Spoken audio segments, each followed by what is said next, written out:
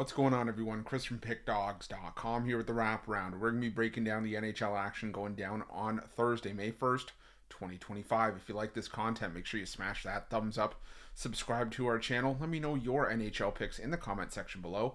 And if you're looking for my best bets, including my daily $15 best bet, head to Pickdawgz.com, click the Premium Picks tab at the top of the page. Today or Thursday, I'm going to have an MLB pickoff play for $15. I'm going to have a 5-pack from the MLB because I want to take advantage of today's action, some early day baseball, get you guys covered throughout the day, and I might have an NHL play. I haven't decided yet, but we're gonna try to make you guys some money. Remember to use that promo code PICK at checkout for 15% off your purchase. But we're here to talk about the 4-game NHL card on Thursday. We had a couple teams punch their tickets to the second round on Wednesday. Let's talk about it. You guys know the drill. You ready? I'm ready. Let's get into it.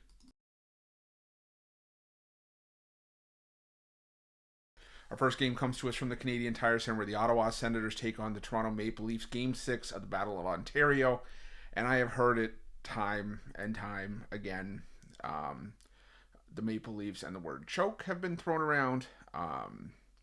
The thing for me, though, and this is a Leafs fan saying it, is that they just look disinterested in Game 5.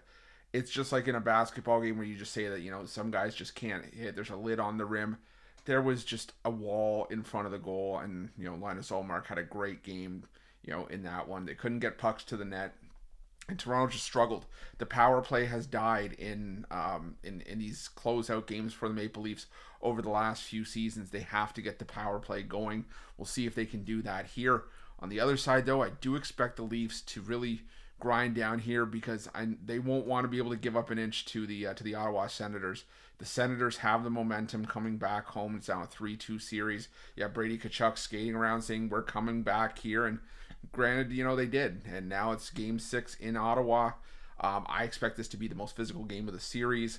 And I think that this is going to just be a low-scoring battle, kind of what we've seen a couple times already this year, like a 3-2 kind of game with everything at stake here. This is, I don't want to sound like Captain Obvious saying this is the most important game of the series, but you either got Ottawa forcing Game 7 or the Maple Leafs finally, getting out from under that rock. This is the Maple Leafs' chance to prove that they are not what everybody says they are. So I'm going to go with the under here. Like I said, I think that Craig Berube pounds into his guys that, you gotta wake up and you gotta put it all together. So I'm going to lean towards the under in Maple Leaf Senators.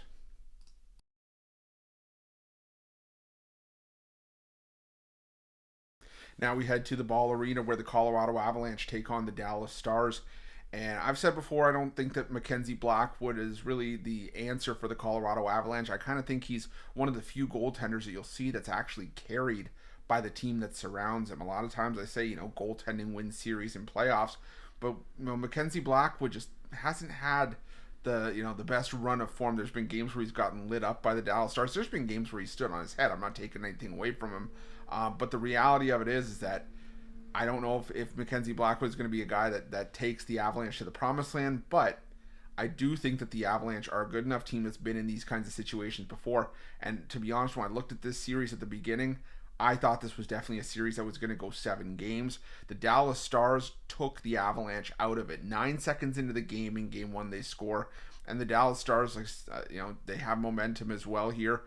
But now they're going on the road where they have been less effective this season. The Colorado Avalanche have been a great team at home. And I just think, like I said, I think this series is going 7 games. So I'm going to lean towards the Avalanche in regulation. I would just take the money line, but minus 180 is, I think, just out of my price range for a money line. You can play it if you want to use it as a parlay piece, but for me, it's going to be Avalanche in regulation in this one.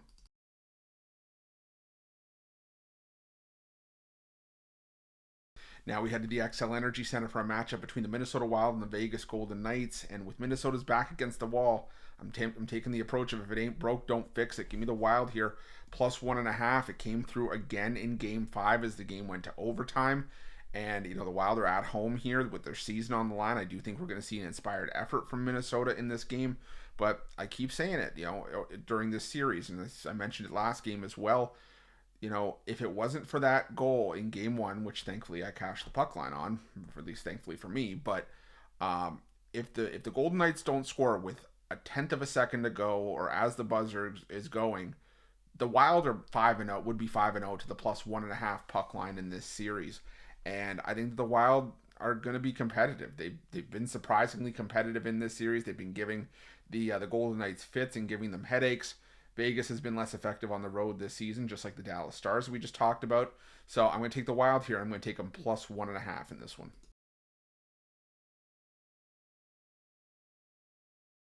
Our final game on Thursday's card takes us to Rogers Place, where the Edmonton Oilers take on the Los Angeles Kings, and the Oilers have a chance to close out the series. And I said coming into this one, I was going to be riding a lot with the team that had home ice, because both these teams were so dominant on home ice that I thought it was going to dictate the series. And for the early part of the series, it did.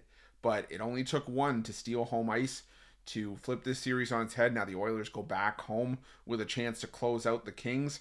My thing is, though, just like that Stars Avalanche game, this is another series that I envisioned going 7 games. The Kings, yeah, they're not as good on the road as they have been at home this season, but I do think that they're going to be able to give the Oilers a bit of a fight here. You know, the Oilers, they have a solid team. You know, they've still got two of the best players in the world in Connor McDavid and Leon Draisaitl. The depth pieces have been stepping up more and more as the season has progressed. And in the playoffs, you're seeing guys like, Ryan Nugent-Hopkins, Zach Hyman, Evan Bouchard, Darnell Nurse all step up. But I think that the Kings know what they're up against here. I think you see the best effort of the series from the Kings in terms of, just getting under the skin of the Oilers and, getting into those, nitty gritty corners. And I think that the Kings force game 7 here. I think this is going to be a series that's knocked down and drag out. I'm going to lean towards the Kings here. Not a game I'm rushing to the window to bet, but I will definitely be watching it as a fan. That's it. That's all the NHL action for Thursday, May 1st, 2025. If you like this content, make sure you smash that thumbs up. Subscribe to our channel. Let me know your NHL picks in the comment section below. And again, if you're looking for my best bets, head to Pickdawgz Premium. And remember to use the promo code PICK at checkout for 15% off your purchase. Thanks so much for watching. We'll see you guys soon.